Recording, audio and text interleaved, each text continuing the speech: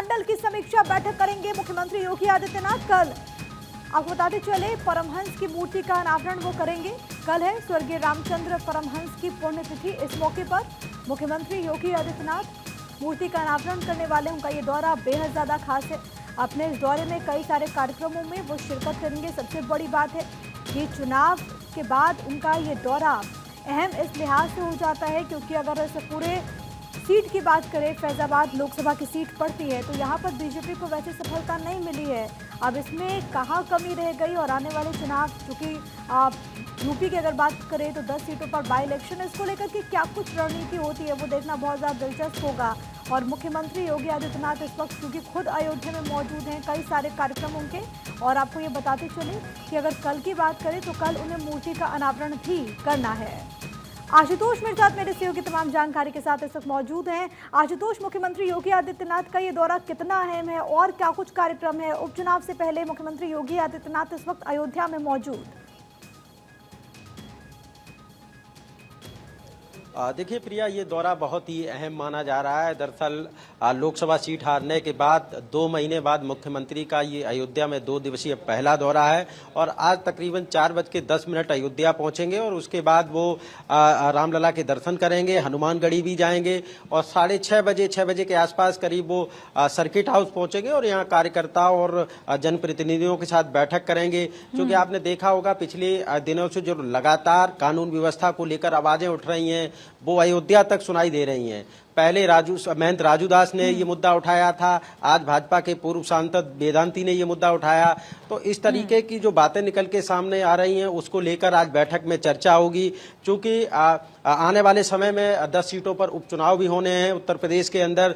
तो जो मिल्कीपुर सीट है वो बड़ी अहम मानी जा रही है और भाजपा के लिए प्रतिष्ठा का सवाल है। दरअसल अवध क्षेत्र की ये 2 सीटें पहले से ही समाजवादी पार्टी के खाते में थी।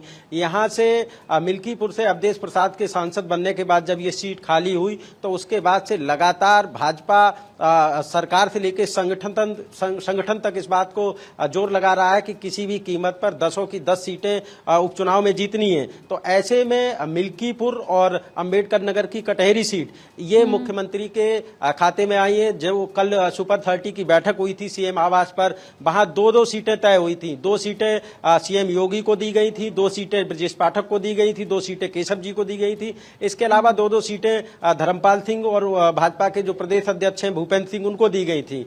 तो सीएम योगी के खाते में अयोध्या की मिल्कीपुर सीट और अंबेडकर नगर की कटहरी सीट, इसको लेकर ये दौरा काफी अहम माना जा रहा है। और जिस तरीके से दलित बालिका के साथ दुष्कर्म की जो घटना हुई उसके बाद से ये दौरा और भी चर्चा का विषय बना हुआ है। हालांकि मुख्यमंत्री अभी कुछ देर में अयोध्या पहुंचेंगे और उसके बाद भगवान रामलला के दर्शन करेंगे और फिर हनुमानगढ़ी जाएंगे और उसके बाद वो अधिकारियों के साथ कानून व्यवस्था को लेकर भी बैठक करेंगे और तमाम जो इस इलाके के जनप्रतिनिधि हैं उनके साथ बैठक करेंगे। तो आज वो मुद्दे देखने को मिल सकते हैं जो अभी सोशल मीडिया पर चल रहे हैं। लगातार दावे किए जा रहे हैं कि भाई अधिकारी नहीं सुनते हैं, जिला प्रशासन के पूरा जिम्मेदार है, हार का ठीकरा पूरा जिला प्रशासन पर फोड़ा जा रहा है। लगातार मुख्यमंत्री आवास पर जब जनप्रतिनिधियों से बात करते हैं तो भ्रष्टाचार की बात सामने आती है, अधिकारियों की लापरवाही की बात सामने आती है। तो आज वो तमाम विषय हैं जो मुख्यमंत्री के सामने रखे जाएंगे। प्रिया, ठीक है, जो बड़ी बात आशुतोष जिसका जिक्र कर रहे हैं वो ये कि अब से थोड़ी देर के बाद यानी कि 4:10 के लगभग सीएम योगी वहां पर पहुंचेंगे।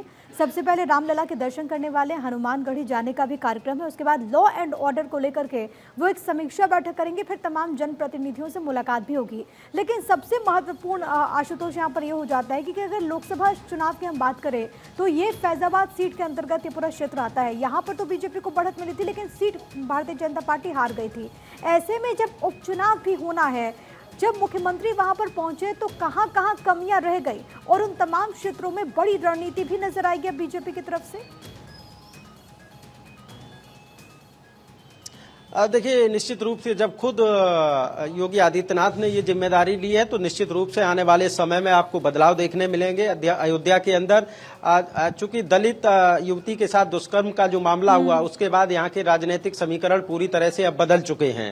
अब यहाँ का जो चुनावी समीकरण है वो कुछ और ही कहता है। अगर यहाँ की देखिए, कल जो सुपर 30 की बैठक हुई थी उसमें जो 30 मंत्री थे उन्होंने अपनी रिपोर्ट सौंपी थी और इसमें ये दावा किया था कि 10 में से 7 सीटें। बातचीत और जानकारी हम तक पहुंचाने के लिए